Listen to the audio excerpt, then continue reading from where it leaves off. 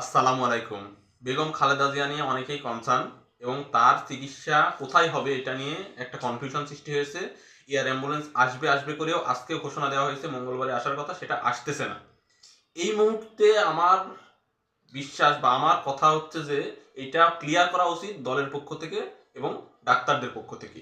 এত গুরুত্বপূর্ণ একজন মানুষ, তার সম্পর্কে, তার চিকিৎসা সম্পর্কে যদি নিয়মিত বিরতিতে ব্রিফিং না করা হয়, স্বভাবতই এটা নিয়ে গুজব ছড়াবে, এটা নিয়ে বিভিন্ন সংবাদ মাধ্যম সংবাদ করার চেষ্টা করবে। গত রাতে একটা সংবাদ এসেছে এবং বিএনপির মিডিয়া সেল এইটা আবার ঘোষণা দিয়েছে যে না, এই ধরনের নিউজ ডাক্তারদের পক্ষ থেকে আপডেট দেওয়া হয়নি। এই যে একটা কনফিউশন, এই কনফিউশন থেকে বিএনপির উচিত জনগণকে মুক্তি দেওয়া। এবং আমার যে ধারণা সেটা হচ্ছে বিএনপির চেয়ারপারসন বেগম খালেদা জিয়া তিনি সম্ভবত বিদেশ যাচ্ছেন না এবং তিনি যেতে রাজি না।